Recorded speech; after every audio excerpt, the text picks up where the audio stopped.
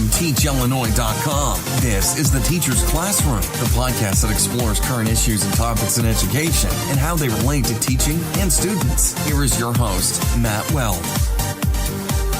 Hello and welcome to episode 17 of The Teacher's Classroom. Today we're going to be talking about change and school improvement in schools and I don't know what all with Dr. Beth Holland. If this is your first time listening, thanks for joining us and be sure to subscribe so you'll be notified of any new episodes. The Teacher's Classroom is produced semi-monthly and is supported by the Illinois Area 5 Regional Offices of Education. Information about the podcast can be found at www.teachillinois.com, which is an online professional development platform. As I said, I'm really excited about our guest today. Dr. Beth Holland has over 20 years of experience in education. She has taught in K-12 classrooms, served as Director of Academic Technology in an independent school. She has designed professional learning programs for schools around the world and created tools and strategies to support education leaders. She blogs regularly for EdTech Researcher at Education Week and Edutopia. She presents nationally as well as internationally and researches the socio-historical, psychological, and communication systems affecting innovation in schools. She holds an education doctorate in entrepreneurial leadership in education from Johns Hopkins University, a master's degree in technology innovation and education from Harvard University, as well as a bachelor's degree in communications from Northwestern University. Dr. Holland, thank you so much for joining us and welcome to the program. Thank you so much for the invitation. I'm happy to be here. Well, Teach Illinois, just as a little bit of intro, is designed to take these big issues in education and break it down into manageable, doable chunks for the educators here in Illinois and whoever else may be listening. So we're thankful to have you, who has done such great research and a recently crowned doctorate, to be here on the program. Well, this sounds great. And I think one of the challenges and one of the things I've really enjoyed over the last couple of months is trying to find a way to bridge research and practice and to take some of these really big, complex ideas and distill it into more manageable parts. So thanks for giving me an opportunity to try and do that with you today.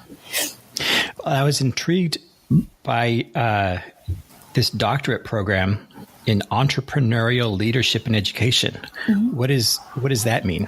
So what it really turned out to be, it was an interdisciplinary program. So in addition to studying more typical courses and typical topics that you would get in an education degree, so learning science, cognitive science, neuroscience, we really focused in on different components of leadership and education. So everything from talent management and organizational finance to turnaround leadership to a deep dive into leadership theories, how to build partnerships across multiple practice areas with this overall focus on how can we as leaders really start to think outside of the normal boundaries of education to try and find different ways to solve problems. So personally, I got really interested in organizational theories and how do organizations as a whole adapt and change. And there's a whole science around that comes from outside the education field. And through this program, I had an opportunity to explore those kinds of ideas and then say, well, what can I learn about organizational learning that I could then try and bring back and apply to schools? So it sounds like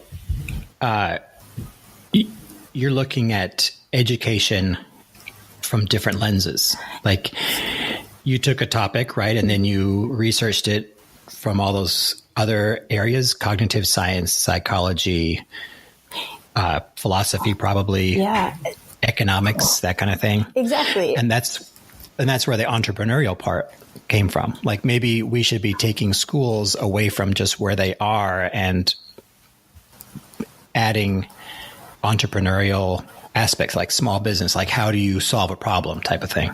So I'll take half a step back for a second. And one of the things in terms of defining entrepreneurial is it doesn't always have to be business. And I'm a big fan of the work from Dr. Yang Zhao. And in his book, World Class Learners, he talks a lot about the idea of we need students to be more entrepreneurial. We need teachers to be more entrepreneurial. And he doesn't necessarily mean that in the literal sense of, oh, we have to go out and start a business. But then if you think about what makes an entrepreneur, so an entrepreneur is willing to take risks. They engage in like divergent thinking. They look at something and then they look at it from multiple different perspectives and they try and blow that idea out in lots of different ways. They tend to be very creative. They're very collaborative. They're seeking out problems to solve. And so I think that's really been that definition of entrepreneurial that was guiding the design of the program, and then also how I've seen it applying back into school, even more than I think a typical assumption of it being, well, it's got to be about business, because it's not always about business, but about the thinking and the tasks associated with the act of being entrepreneurial, if that makes sense. It does make sense. And I like that definition about willing to take risks. And I think that's so important for teachers to have that mindset that, the famous growth mindset where it's okay to change and you should be learning yourself. You're the lead learner, the lead risk taker in the room. So you've also written, I was reading some of your writing, and you wrote about the grammar of schools. Mm-hmm. Could you explain a little bit about what you meant by that? So the idea of grammar of school came originally in a 1994 article by Tyack and Tobin. And so this wasn't my concept, but one that had found in their literature. And then there was a second book, David Tyack and Larry Cuban, who's professor emeritus at Stanford and very well-known educator, in their book, Tinkering Toward Utopia.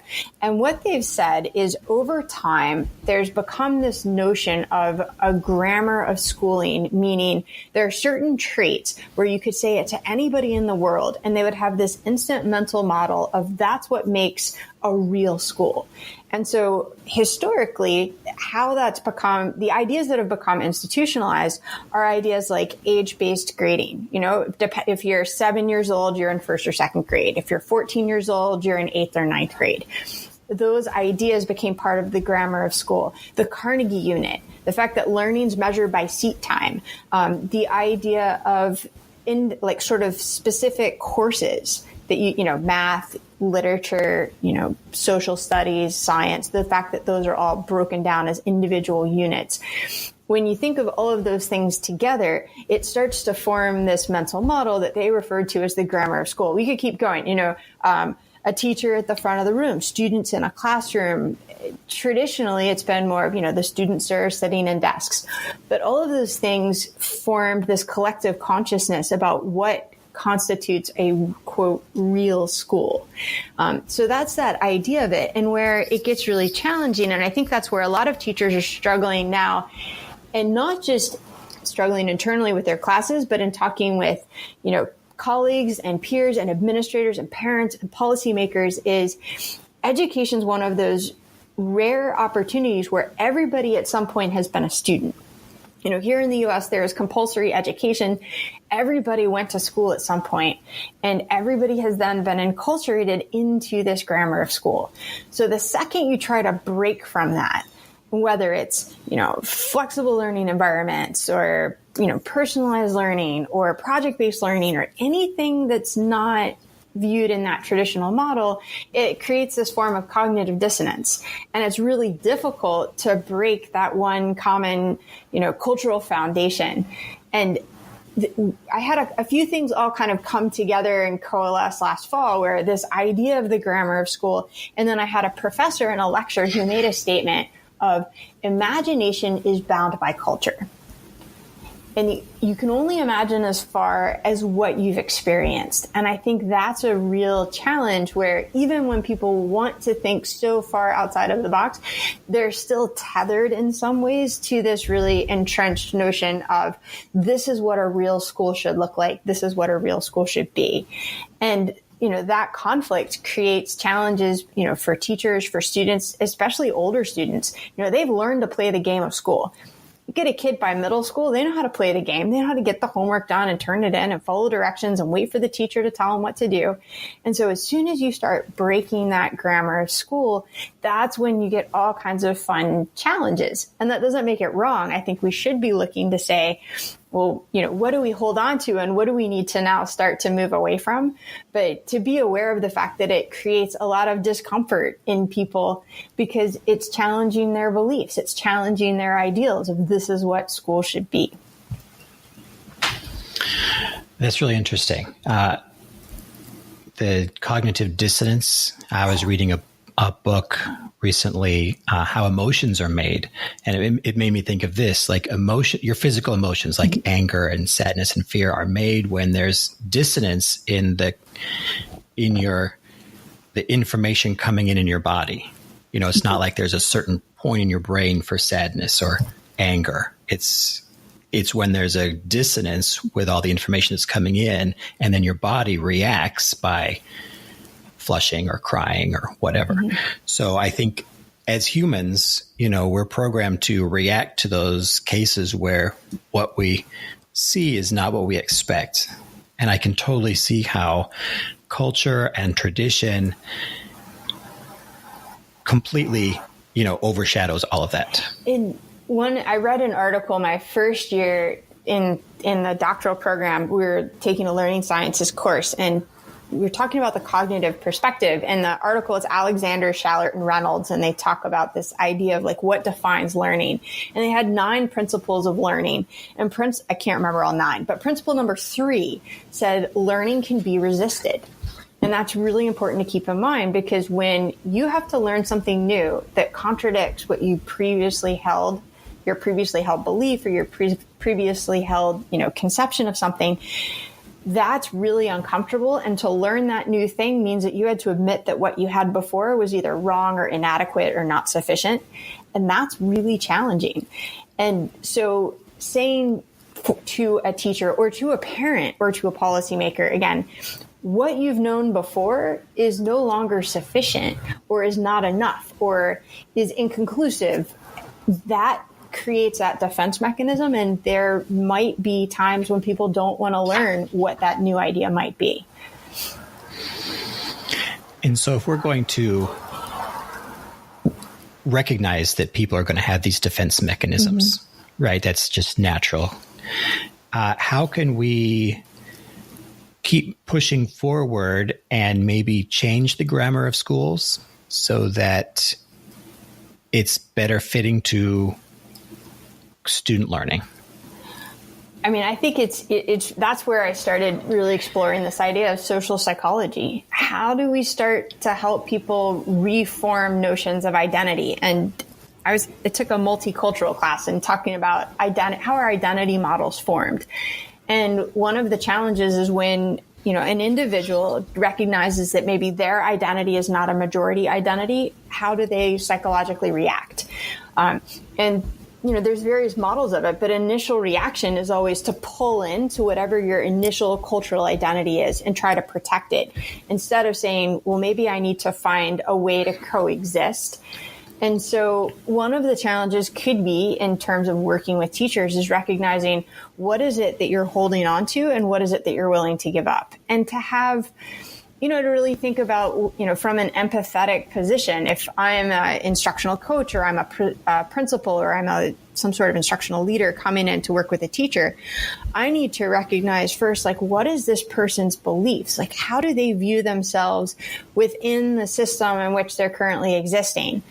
And then find a way to make that person more confident in what's already there so that it doesn't feel like everything's a threat. Because as soon as someone feels threatened, they're not going to be willing to learn. So there needs to be a way to create the conditions to have. Jean-Paul Guy says that you have to have a low stress, high intake environment.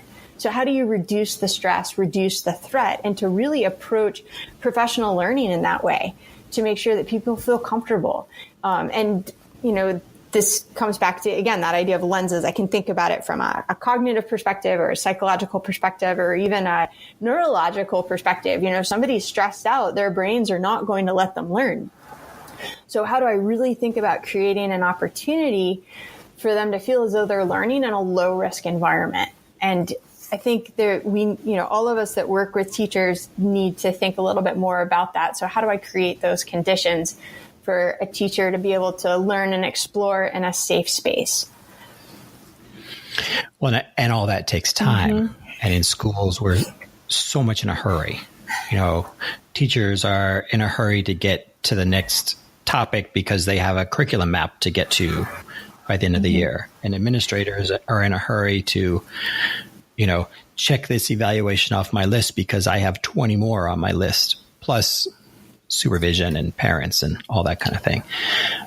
But it seems like the more I read and the more I talk to people, it's all about relationships and just slowing down as much as possible and taking time to really work on the culture. I think you nailed a bunch of things, but if you don't have trust first, then the rest of it almost doesn't matter.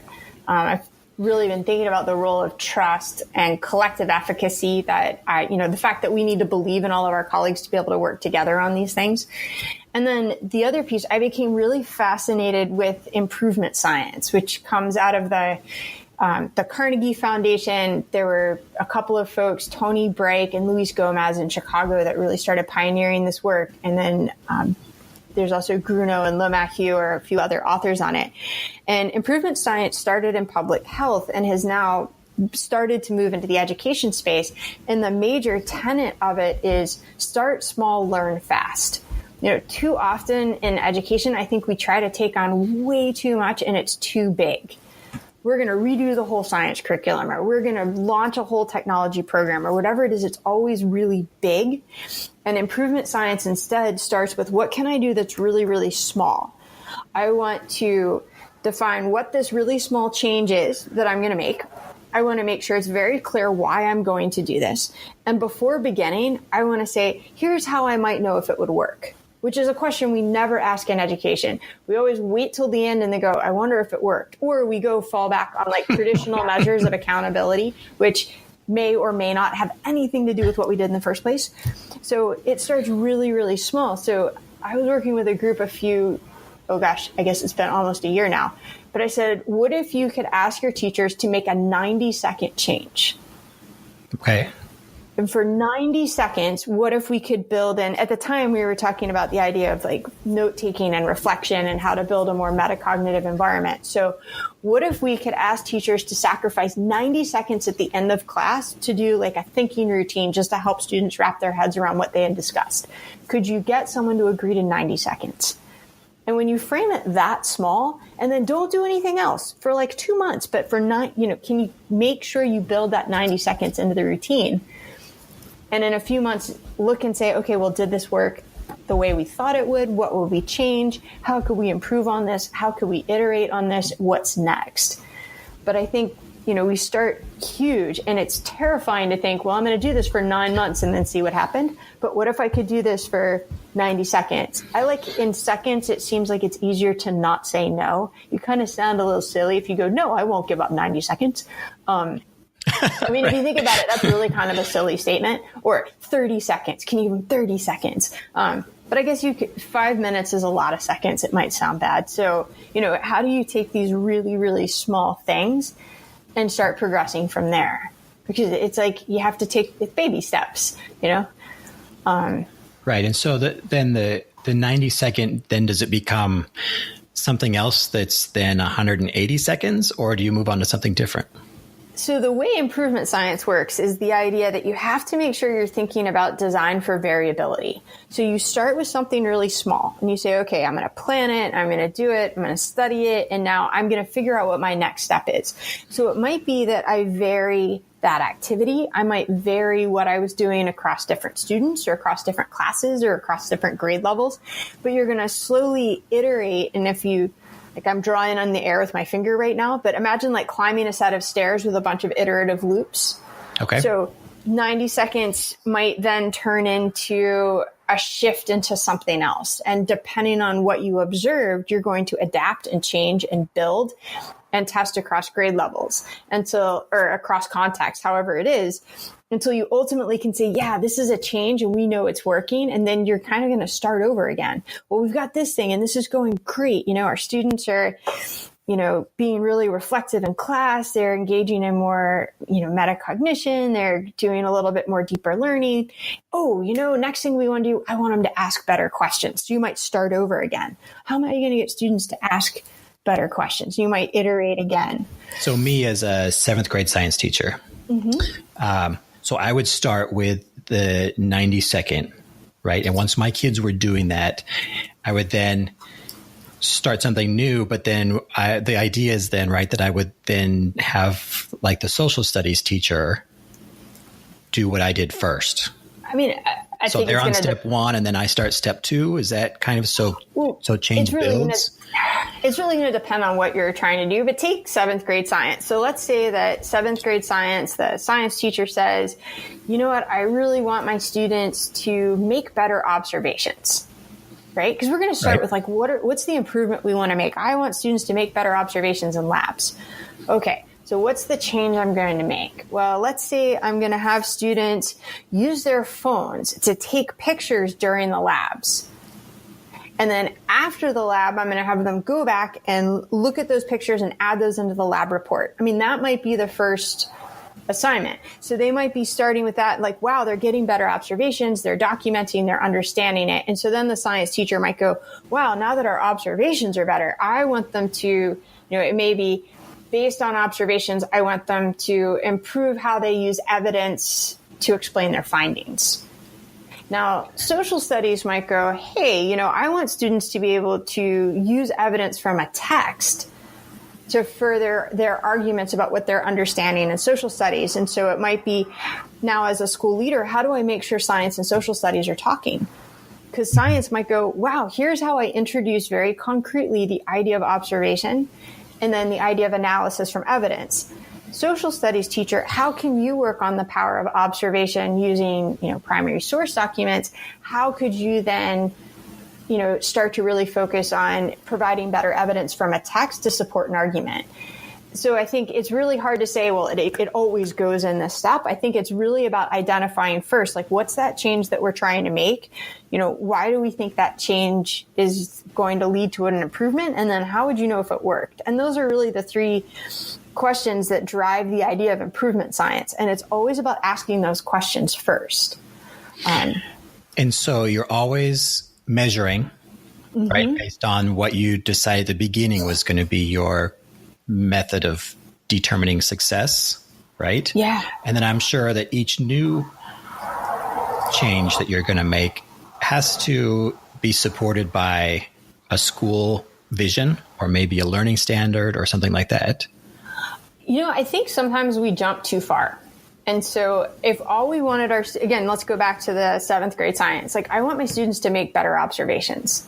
And I'm going to define better observation by not only using scientific tools, but also being able to use descriptive writing of what I was, as a student, I was able to observe in a lab, right? Right. Now, maybe that ties to a standard. Maybe it doesn't. Maybe that connects to, a school mission statement, but that's a pretty granular thing to be able to say, okay, yes, this ties in. I mean, big picture, when a school has a shared understanding of what they think learning looks like, which I'm going to say is very different from, I don't want to use the word mission statement because sometimes those fall in line and sometimes they're, giant and kind of vague, and that's going to depend on the school. But I think what's really important along those lines is, and this was what my dissertation research focused on, is can the school possess a shared language of pedagogy to describe what learning looks like? And this is more than just going, we use this set of standards. But like, if I said to you, what does a good observation look like across every classroom? Can they describe it in a similar manner? What does great learning look like in context? And it's going to be different in an elementary school versus a high school versus a middle school. But within that building, do you have that shared language of what you expect learning to look like and how you expect it to be? And that's something I found in particular when looking at international systems. That's a real distinguishing factor. High performing systems forget about test scores, just ones that really have students engaging in deeper learning, all have that shared language of pedagogy. Okay. And I can see how that would be vitally important. It's vitally important, and it's a very rare thing to find. Because I imagine that, going once again back to everyone's in a hurry, staff meetings are all about, how are we going to adjust the bell schedule for the upcoming school improvement day and things like that. When I can see that it would be more valuable to have conversations about leadership and shared pedagogy and definitions like you were talking about. Yeah. I read a report and they said that excellence, a distinguishing factor of systems that are moving from great to excellent. Now imagine this one is that school leadership will spend 3 to 4 hours a month just discussing what they think are the traits of great leaders in context. 3 to 4 hours a month. 3 to 4 hours a month, just talking about how to be a better leader. That's an hour a week, basically. Uh-huh. Yeah. Just to talk, not bus schedules, not test scores. What does it mean to be a great leader in our system? How are we going to be better leaders? What are we going to do to support people? And that would be for all staff. Is that right? It's the way the article said is it was set up. It was like, so imagine all of the leaders in your district. So principals, assistant principals, anyone that might, district leadership. Imagine if they all got together 3 to 4 hours a month just to talk about how to be better leaders. Oh, okay. So it's not necessarily trying to include the classroom teacher. I think eventually it would, as systems become like one, but I think that's one of those things that would start at the top. So Gotcha. Eventually, what does it mean to be a great leader in a classroom? Yeah. Would still be important to have a conversation about. So, okay, let's flip it around then and say that a teacher reads a book or goes to a conference or listens to an amazing podcast like this one. Great. And gets all fired up about a new idea. And goes to their principal and says, "Oh my gosh, this is the most amazing thing. I need to do this like tomorrow." Okay. What should my response be as the principal? Well, I mean, it depends. Like if they're listening to us, obviously you should just do it. No, of course, of course. No I'm questions. just kidding. No, I mean, I think there's a challenge of. I think sometimes we jump a little too quickly onto whatever like the shiny object is. And so yes. I'm going to be very dogmatic and come back to those essential questions of improvement science. Okay, so we're super excited. This is what we think we want to do. So to be able to sit down and say, okay, what's the improvement you're trying to make? Okay, now why do you think that this new thing you're so excited about is going to lead to that improvement? And then how would you know if it worked? Because especially I know within the EdTech space, and I certainly did this more than my share of times when I was still back working in school, is like you see the coolest thing and like you're ready to implement it tomorrow. Whatever app or tool or idea or concept, like I'm going to do this tomorrow. And I know I have way more failures than successes with that pathway. And instead backing up and being able to say, I really want my students to have this experience. And here's why I know that what I'm going to do will lead to that objective. And here's how I know if it will work. And I think if you come in and frame it that way to a principal, hopefully a principal would go, okay, great. That's a rational, logical argument. I mean, I know when, you would put this, I'm staring at the question, so I'm cheating here. Sorry, I'm cheating everybody. But I had written an article recently about the idea of lenses. And I think one of the challenges, and this was something that we looked at school, is that usually a book or an idea is presented from one perspective or another. And that doesn't make it wrong. It's just to be very clear about what is that perspective from which it's coming. I had read a series of bizarre reviews actually of Ted Dentersmith's new book, What Schools Could Be. Mm-hmm. And I read the book and I thought it was, it's a well-written book. It provides a lot of different perspectives of what's happening in lots of different schools across the country. So let's take that for what it is. It is a semi-journalistic expedition across various schools where he presents the situations in context. There tends to be what I would argue is a little bit of an economic lens. And when I say economic, I don't just mean dollars and cents, but economists tend to look at things in terms of like supply and demand or a model of scarcity or, inputs and outputs. Right. And that's, just sort of a big macro level perspective on economics. And so it's a little bit presented from this lens of like, we need more creativity. That's the item of scarcity right now. Doesn't make it wrong. Doesn't mean anything. It's a very interesting, semi-entertaining read.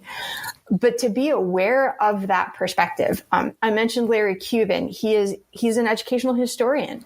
So he always presents from that perspective of here's what we know about our history. Here's how it's manifesting today.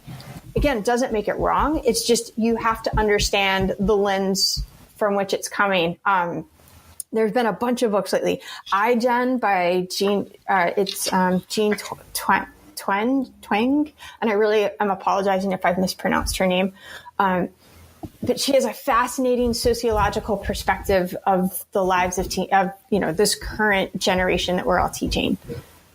But it's sociological. It's based off of a really large data set. There's a lot of quantitative analysis that she then followed up with some specific interviews to further explain the data that she has.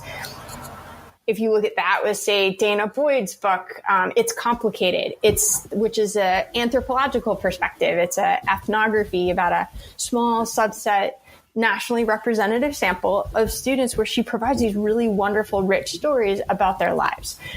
So when a teacher comes in with, a book or an idea, that's great. You want people to go out and be exploring. I think as long as they can come back and go, here's the change. Here's why I want to do it. Here's how I would know if it worked. And I really thought about what this perspective is telling me, because I think sometimes we might see that one perspective and be like, this is it. And if we look at it from another lens, we might see things a little bit differently. Yeah, so it's important to make sure you have that multi-lens. Is that a good enough term? A multi-lens approach to school improvement, I think. Yeah. And then, go ahead. Oh, no. I think if we're going to look at something really big, like school improvement, right, then there's a class that I took called Disciplinary Approaches to Education, and they were teaching us how do you build these lenses and apply them. And the example is, imagine if you took whatever you wanted to improve, so whatever your problem of practice is, and like stick it on a pedestal on a table in the middle of the room, and now walk around it and look at it from every possible angle. Because if you think about an object in the middle of a room, depending on which side you're on, it might look totally different. Right. And so I think with big picture school improvement, what does this look like from an economic perspective? What does it look like from an anthropological perspective? What do we know about learning science and neuroscience and all of these things to really deeply understand what it is we're trying to do? And I think, especially with school leaders, that gets missed. I think, taking this back to the classroom teacher who, sees an article about this, great lesson that, another teacher did, that's a little bit of a different conversation. And that would just come back to, what is it that you're really trying to achieve with this? And why do you think that this lesson's going to do it? And I think the best thing that you said was, how would you know if it worked? Yeah. And the how would you know if it worked? I think what's really important is to think about, it doesn't have to be a test. I worked with a second grade teacher in Chicago a couple years ago, and he's like, I just want my students to ask better questions. And there's no test for that. It was just that over the course of the year, as he scaffolded and he worked with them, he kept track. Like they would do all these wonder activities. Well, what do you wonder? What questions do you want to ask? And in the beginning of the year, they were things that you could get, a yes or no answer or a single answer. And by the end of the year, they had hit a point where a question could lead to deeper inquiry. But especially with second grade, like that took most of a year to get the students to progress to that point where a question could inspire other questions. So that criteria is not always going to be a traditional measure. Right. Yeah, and I would think that you would really have to do some thinking before you started taking data on like how this is going to be measured. Yeah. I mean, I think that was one of the most valuable pieces of trying to do doctoral work, because not only are you trying to design a study, you have to begin with this idea of, well, how would I know if something happened? How would I know if there was a change? What would I want to measure? And why would that measure tell me if something did or didn't work? And to have to plan that in advance it's a lot harder than it sounds. It is, having, been a biology major and, developing experiments is kind of the same thing. Yeah. But then it's okay to fail and to have to start over. Yeah. And when I was teaching science, I would say, okay, you can learn by failing as much as you can learn by succeeding and proving your hypothesis. Mm-hmm. So if you prove your hypothesis wrong, what did you learn?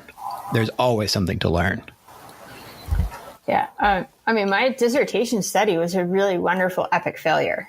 I had, people didn't want to participate. I had all kinds of, attrition, people that just dropped out of the study. Those who stayed in the study still didn't do any of what I'd asked them to do. I mean, it really couldn't have gone too much worse. But at the same time, there was a lot to learn from that. And so, I think it's been a great conversation, Beth. Thank you so much for your time. How can people get a hold of you? Because you've started so many thoughts in my mind, and I'm sure the people who listen to this podcast will have the same problem. Like, oh my gosh, I have 2 pages of notes here that I've taken just from listening to you, and things I need to go read. And so, where can people find you? I'm findable and I'm responsive. Just please, if anyone out there, don't hesitate to reach out to me. So I'm on Twitter. I am BR Holland everywhere. I embraced my middle name. So I'm BR Holland on Twitter. My website is brholland.com. I'm BR Holland on LinkedIn. And then, you can find me at EdTech Researcher at Education Week, though that's just where I'm writing, but there's no real good way to contact me there. So I guess the BR Holland would be your best bet. And then, I've got articles over at Edutopia as well. But again, a little trickier to find me there. I think you can still send a message that way, but I can't remember now. They redid their website. Well, and I can verify that she's very good about responding on Twitter, because that's how we connected. Great. Yes. I feel like as someone that was, I remember when I was really new to Twitter, and I used to feel it was almost like being, insecure and back in early middle school or high school, where it's like you'd reach out to people and then no one would get back to you. And it made me feel so sad. So I do respond really pretty quickly. And if for some reason you ever don't hear from me, hit me again. At one point my website was eating my contact form and I don't know where it went. So someone reached out again and I felt really bad about that. So if you don't hear from me, please reach out again and know that, I just missed it somewhere and the interwebs ate it. Darn it. Gosh darn interwebs. Yeah. Well, Dr. Holland, this has been a great conversation. I do appreciate your time. And thank you so much for joining us here on the Teacher's Classroom. Well, thank you so much for having me. This was really fun. And thank all of you for listening to the Teacher's Classroom, part of the Illinois Area 5 Professional Development and Innovation Initiative. I'm your host, Matt Weld.